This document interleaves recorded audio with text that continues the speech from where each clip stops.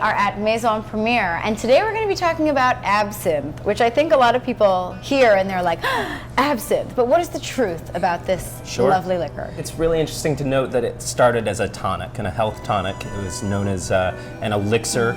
A lot of people think that it started in France, but France actually just sort of popularized it and socialized it. It was actually founded in Switzerland. And so why does absinthe have this reputation for being like really strong or hallucinogenic? People have all these myths about absinthe. Well, for the first time in French culture, you had an incredibly high proof spirit. So something that typically is 68% alcohol in volume. Right. People just weren't used to that. So the only thing that it sets off some people, and I think especially Americans sometimes, is the big anise note.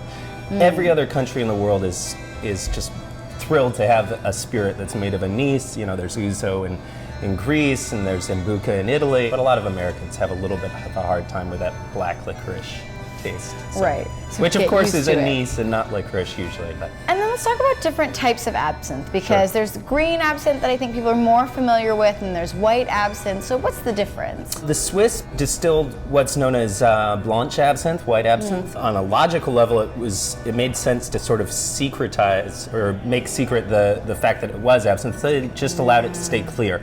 They were able to transport it that way. I always describe French absinthe, vert absinthe, as being more extracted, typically more anise-driven. A lot of the times I feel like Swiss absinthes can be a little bit more vegetal, a little bit more like white fennel bulb, whereas the French style is really like just bright star anise. And so why do you think absinthe is having this comeback? You know, it was seen for a long time as something that was sort of historic and people didn't drink as much of it, and now we're seeing it everywhere. So why the craze? I think it's a beautiful backlash against years of misinformation. It was made illegal during Prohibition and never came back to legality until 2007 in the US. So now all of a sudden everybody's excited about it. For a lot of people, it's their first time tasting that flavor profile. Plus it just is part of so many classic cocktails. And why did it take until 2007 to let Americans drink absinthe again? So much misinformation. Also some very diligent and brave people that made it a priority to legalize it and to justify its safety and its attributes.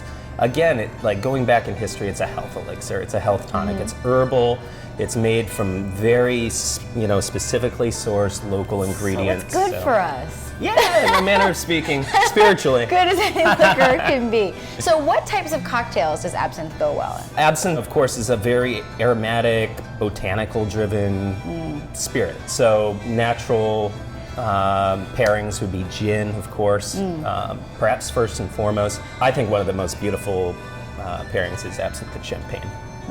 Death in the Afternoon is what it's called, is supposedly a favorite of Hemingway's. So I think it's got enough history to back itself up. And so what cocktail are we going to be making today? Well, today I thought we might do a sort of absinthe sour called Mother of Pearl. And it's just a really pretty drink. It's really rounded and it's nice and sort of dessert driven. Wonderful. Will you show us the steps? Yeah, all of them. All right, great.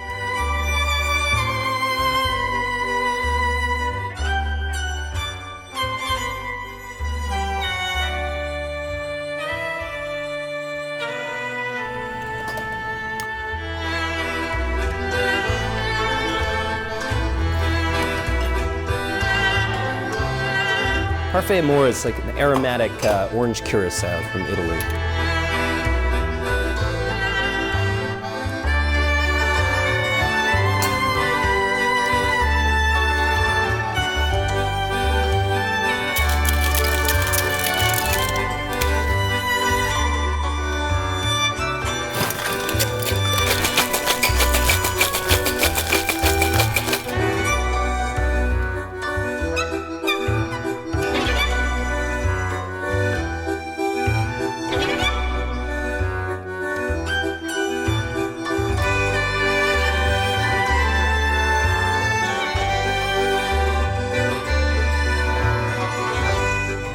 There it is, Mother of Pearl.